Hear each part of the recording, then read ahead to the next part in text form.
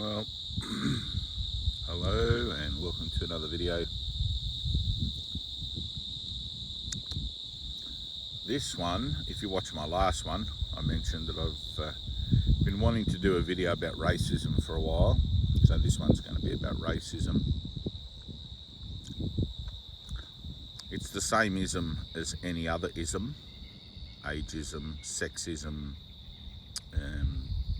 I don't know what other isms there are, but it's probably, if you thought about it, you could come up with some others. They're really just prejudices and biases and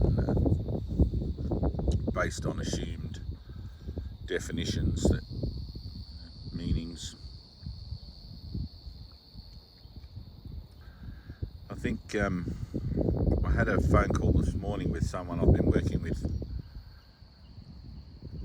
online reasonably closely in recent weeks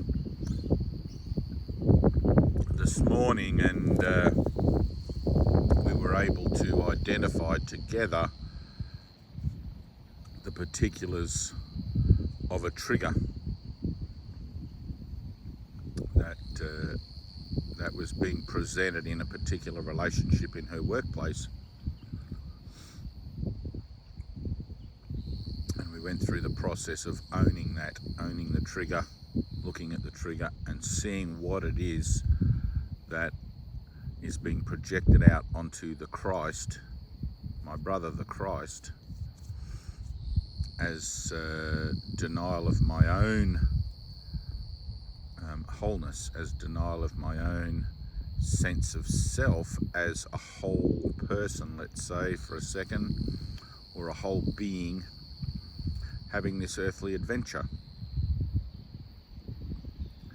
So we always like the things about ourselves that seem to get us popularity and keep us safe, and we call those our survival skills or our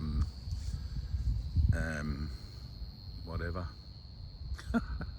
Bit short of words today. And I did have a good night's sleep last night, funnily enough.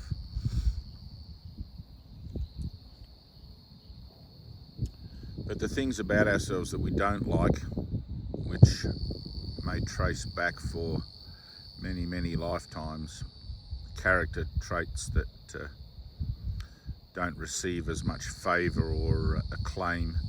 And I mean, you only have to look at the last 30 years in the global landscape, social landscape, to see that certain character traits that were acceptable and even found funny and stuff like that 20 years ago, 30 years ago, nowadays are subject to the ire and scrutiny of those who have adopted a new perspective on the social landscape, and the narrative has changed, or is changing.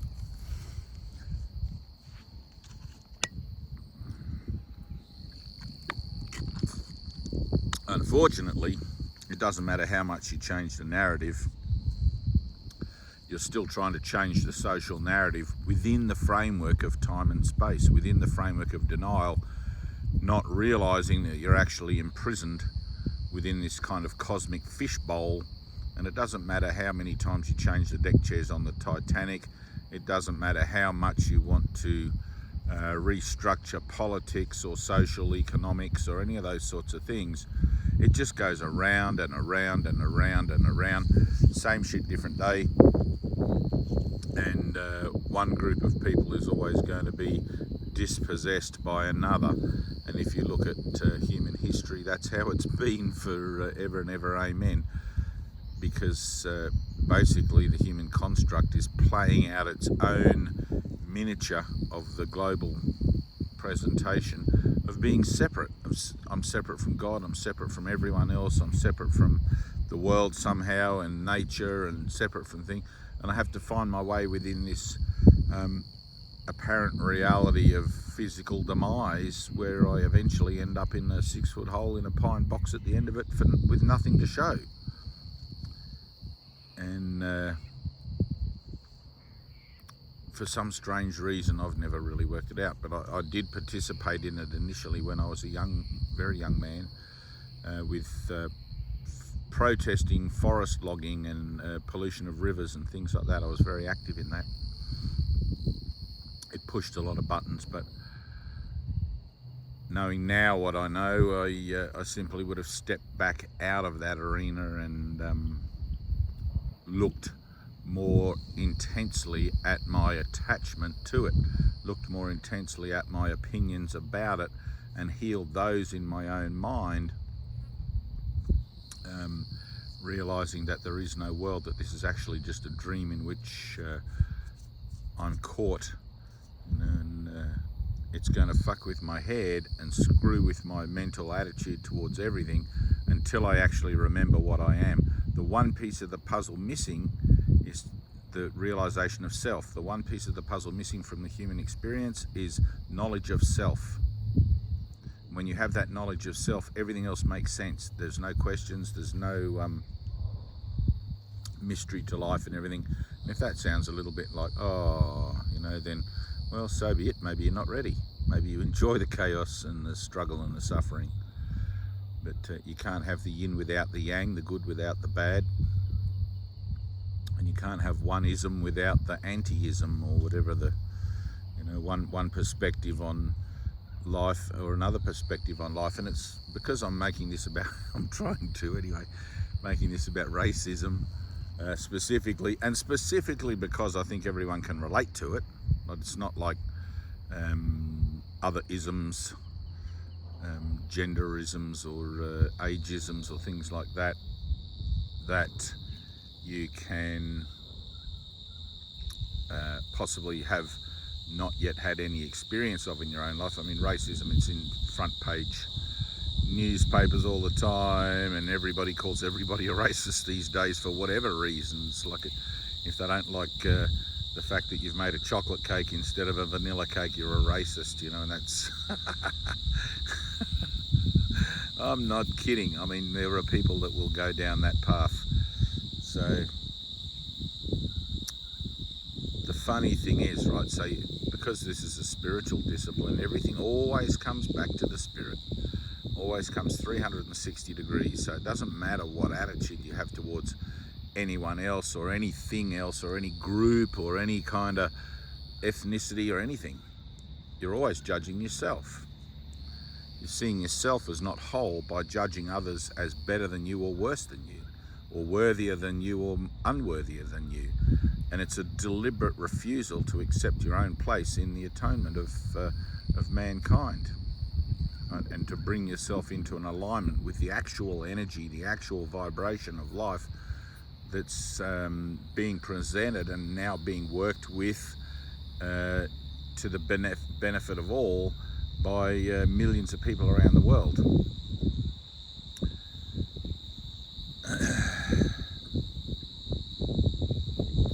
So I think because my life is a reflection, that the experience of my life is a reflection of my own transition, that my own story with racism might be helpful. And sometimes, you know, you don't realise that you have these attitudes. They're below the surface, and they've probably found lodgement below the surface because of social propaganda or social administration or cultural ideologies that are so very prevalent these days. And you have to be kind of careful. If you pick up something, like mentally, if you pick up an attitude towards something, it sticks very easily. And sometimes you don't even realise you've picked up an attitude to something, and the next thing you know, everything in time and space is self-perpetuating. So if you buy a yellow car, you'll start to see yellow cars everywhere. So if you pick up a little bit of attitude about anyone or anything other than the perfection of God's creation, you're going to notice that more and more and more in other people's situations and events, and it'll begin to reinforce that in you in a subliminal way, even though you haven't really acknowledged what it is that's going on in your own consciousness. It's like in the subconscious. And then one day you wake up and you go, oh my fucking God, I'm a racist, or I'm a bigot, or I'm a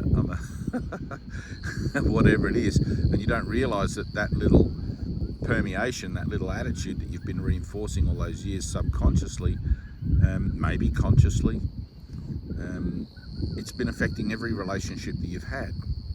right? It's like a sliding scale. The more judgmental and exclusive you are of the whole, then the lower your vibration becomes, and you find that your opportunities in life, your relationships in life and everything tend to reflect your vibration. Much like a social credit score, I think. So, like they have in China now, but that's all falsified actually, but anyway, won't get into that.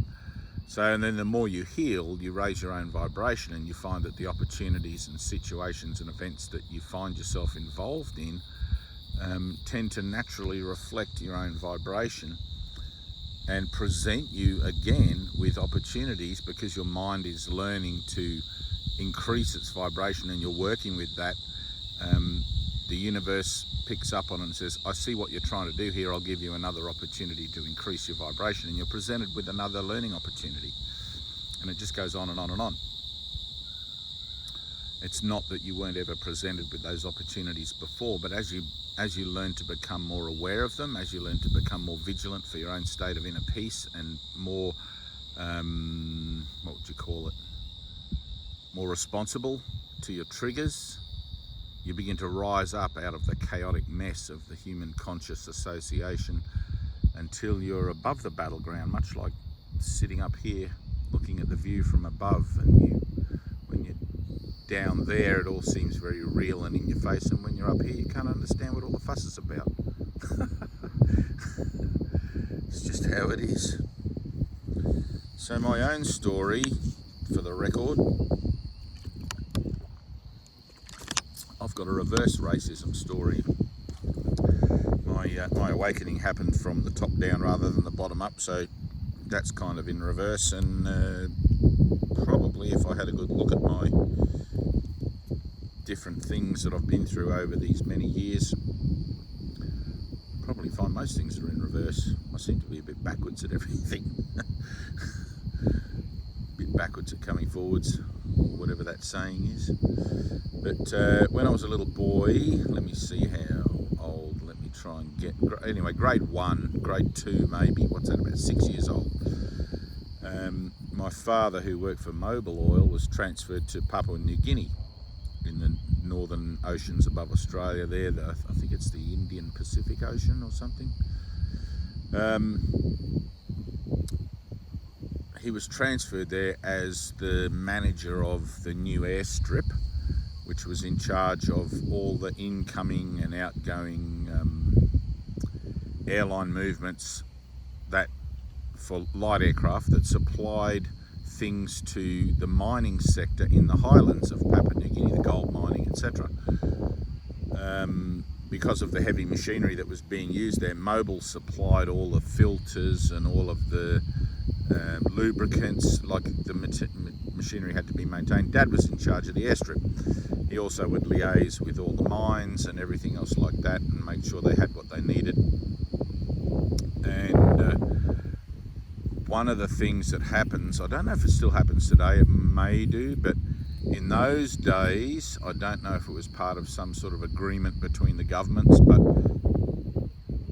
as a white family living in Papua New Guinea, who were definitely privileged by their first world orientation, coming from a first world to a very much a third world environment, were given a house and also given a housekeeper, right? So a housekeeper was a traditional person, a Papuan, and his family.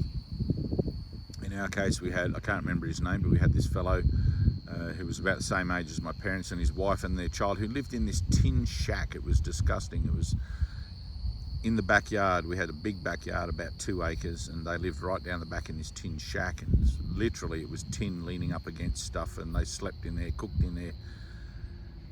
It was extreme third world, but Mum would cook a meal once a week for them, and they would receive a small amount of pay from the company, and he didn't do anything. I remember the guy was particularly lazy, but the woman mowed the lawns and helped Mum cleaning in the house and stuff, and the money that they got was a lot for them.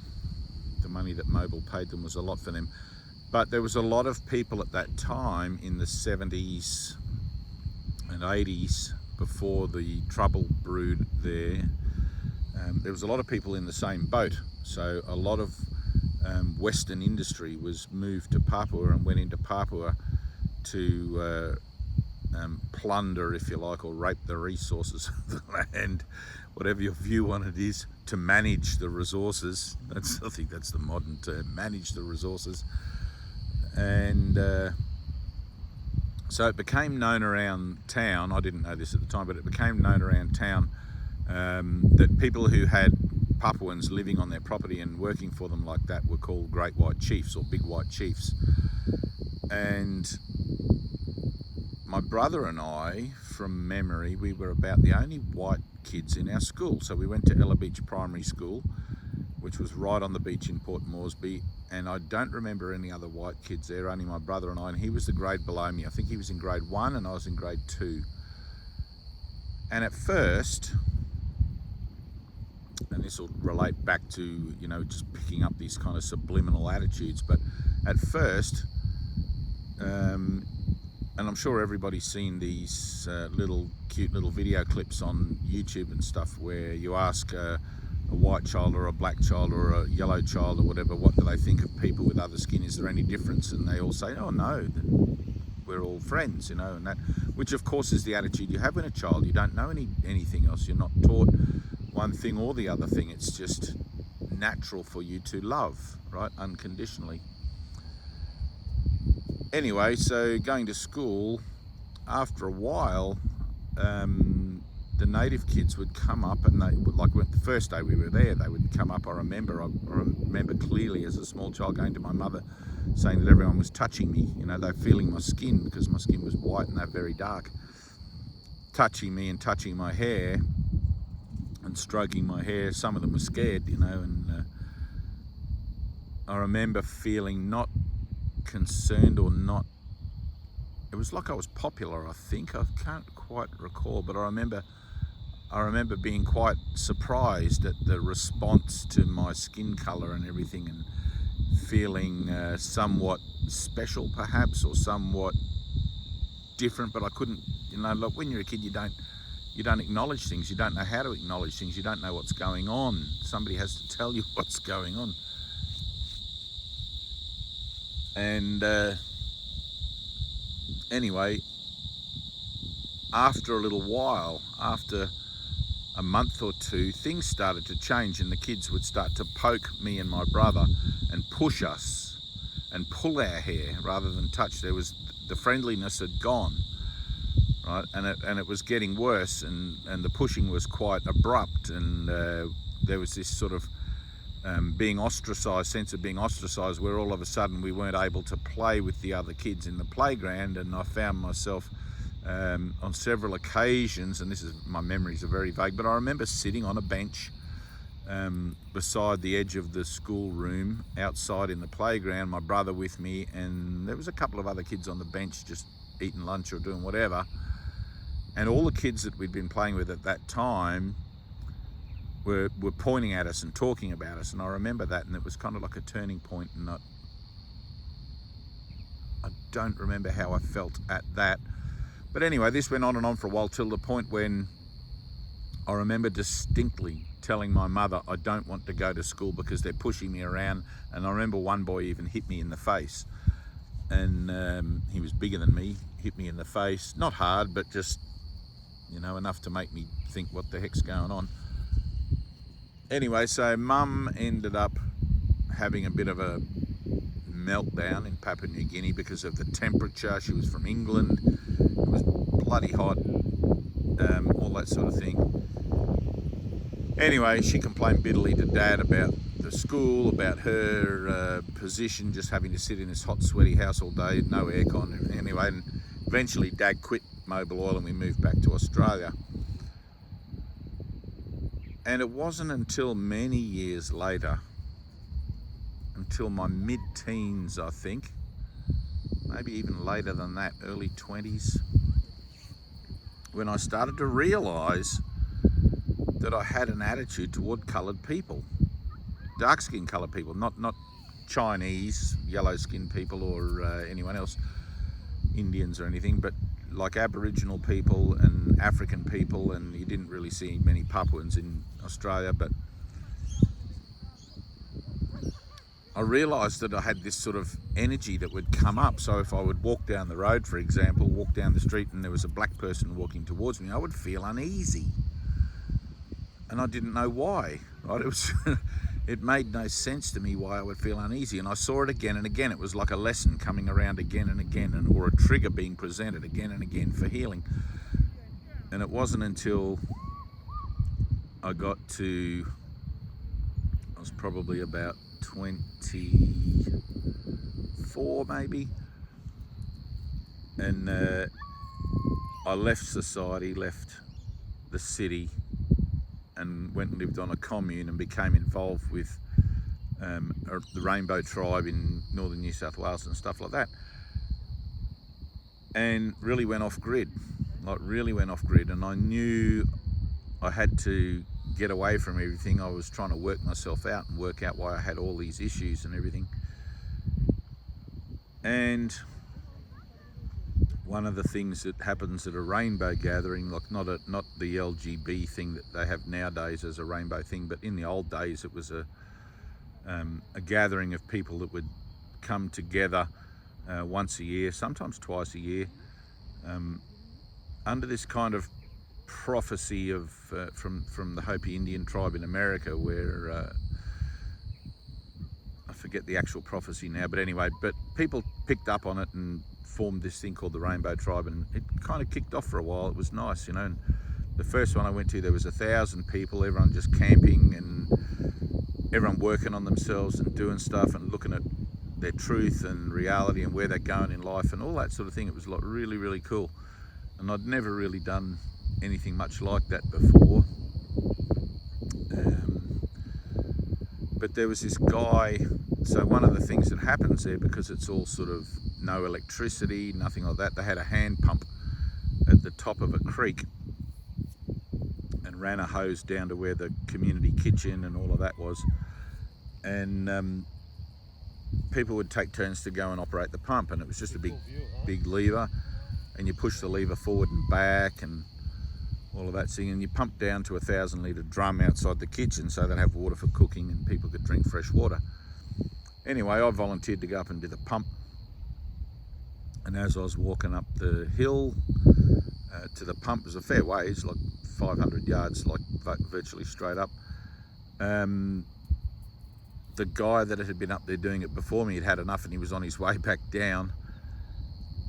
And it's a skinny little track, right? It was a really skinny little track, just a dirt track up to the creek. And as he was coming down, I sort of noticed he was black skinned, right? He had very black skin, like African or something. And all of a sudden, I started to get this weird uneasiness again, like this really weird uneasiness. It was just ridiculous. And by this time I'd noticed it so many times in my life that I knew it was something that I had to deal with. I mean, I didn't have the technology of forgiveness. I didn't have the technology of self-reflection or anything like that. I just wanted it to go away. It's like it made no sense. And as he was coming down the track and I was walking up, I stopped him. We came face to face. I stopped him. I said, "Excuse me, brother." I said, "Look, this might sound a bit weird, but I just need to give you a big hug, man. I've got to give you a hug."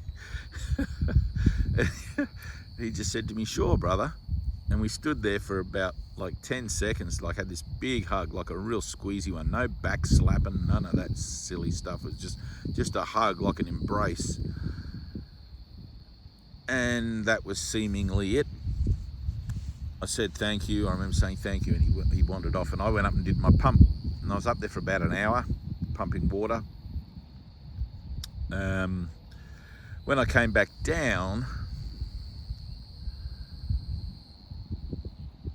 there was a group, like the whole camp area was spread out over quite an area, but there was a group of people, and the girl that I just started seeing or just started being friendly with was sitting in that group in the circle. And I went over and sat down with her, and she put her hand on my hand. I sat down beside her, she put her hand on my hand, and all of a sudden I started crying. And I started crying immensely, like it was wailing, it was moaning and like it was that 6-year-old boy, 7-year-old boy in Papua who didn't have a voice then, who didn't have a conscious voice about what was happening with him, didn't know how to deal with it then. And it came up, like it just came up. And I think I sat there and cried, and people came over and embraced me and whatever. I didn't know what was going on really. I knew I was releasing stuff, that was all. But I cried for probably about an hour, like really cried, like as if everyone I knew in the world had suddenly died. Like it was horrific. And then it just stopped, it just stopped, and everything was good, and people were, "You okay?" A few people that had been through stuff that were there acknowledged me and said, "Man, you've just had a really powerful release." And I haven't felt that uneasiness since, like the whole thing was divine, even though in those days I didn't really have any kind of affinity, maybe a little bit. Like I wanted to believe in God, I wanted to believe in Jesus and Buddha and all of these things. I knew there was something in it. I'd already started my my journey.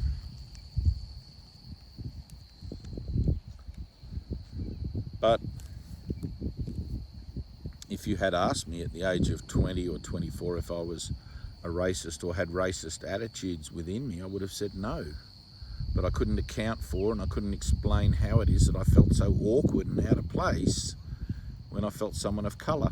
Now, when I met someone of colour, I know that everyone who has experienced racism has their own story about it. Maybe it comes from direct experience in your town or your workplace or whatever like that. But the thing is that with any kind of ism, with any kind of attitude of judgment, it can sit there unrecognised and unhealed for a long time, affecting everything, and you may not even be aware of it, and it's important then to learn in your own process, to learn to become extremely sensitive to even the little twinges, the little things that goes on in you, because this world can affect you in all sorts of ways. You're born into the world with a pure mind, it's got nothing in it at all, and you're educated, and then you're put into a job and a workplace and families and relationships and all sorts of stuff, and you just continually pollute the mind with the ways of the world as you go along. And it takes an awful lot of honesty and reconciliation to be able to look in there and say, wow, I've actually got this attitude about something or someone or whatever. And it was nice this morning because working with this person, the particular thing was quite easy to expose, the trigger around the idea of forgiveness. And she said to me, "Oh God, I'm going to have trouble forgiving such or such or so-and-so, or I can't forgive whoever it was." And in that instant, in the immediacy of it, because I guess I was onto it, I said to her, "Well, let's do it now. Let's look at it now. What does that person represent to you? What is it you see in the mirror of that person? Because it's only something you're projecting onto them that you don't like about yourself." It's like the mind projects what it doesn't like and what doesn't agree with its presentation of itself. And we all like to sort of present ourselves as being fairly capable and amenable to each other and all that sort of stuff. But I always remember one of my prime examples of how that all goes to shit so quickly is in Hurricane Katrina in America. Like the power went out, and within 3 days, everyone in that stadium, there was women being raped and people getting bashed, and like it was just, people revert to primitive urges and primitive skills, and like when everything, when in crisis situations, and it's really horrible.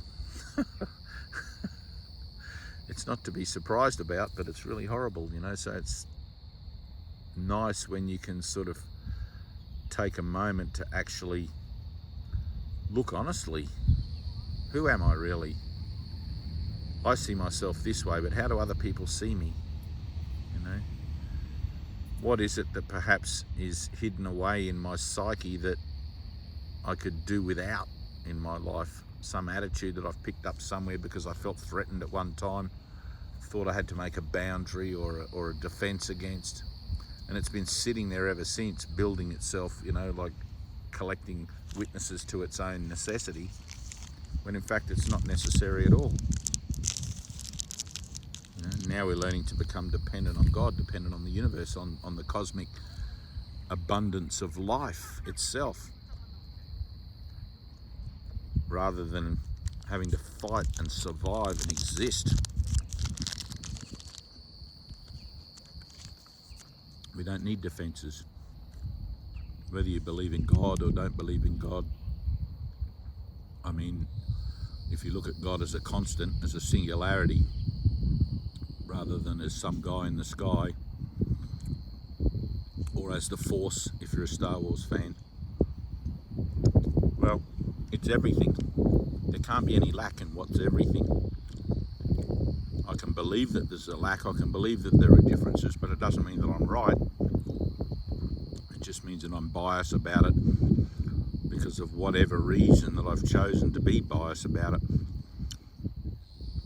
in a decision I made somewhere in time and space, which I may or may not even remember making. So doing the work is really like looking deeper within, and when you do get triggered by something, don't just let it go. Look at it. What is this? Why do I have this attitude? Why is there hatred or judgment in me? Why is there any kind of response to anyone for anything other than love and gratitude in me,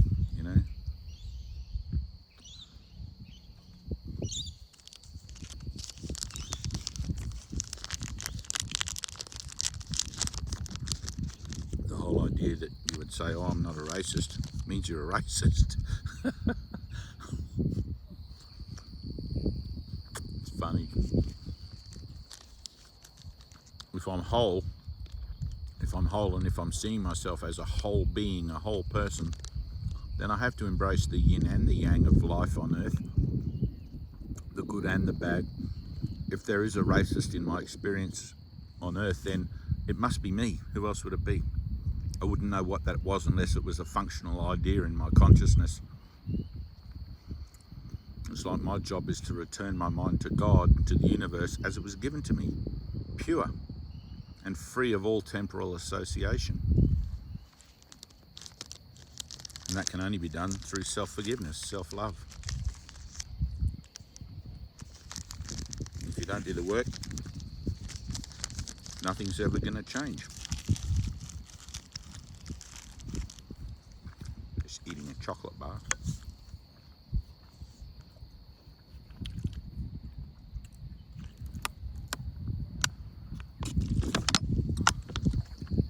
Lovely. Anyway, that's it. I could probably go on about that subject for a little bit, but I've been wanting to post it up for some years actually, I think, but I mean the BLM movement in America, and then there was the race riots in California, and it's like you don't want to present something like this to a group of people who are already triggered, because they just won't listen, they won't hear you. There has to be this kind of openness and a willingness to be receptive to new ideas and new outlooks on life, in order that they can be examined without judgment and just allowed in to see if they find a place to live in your heart and in your mind.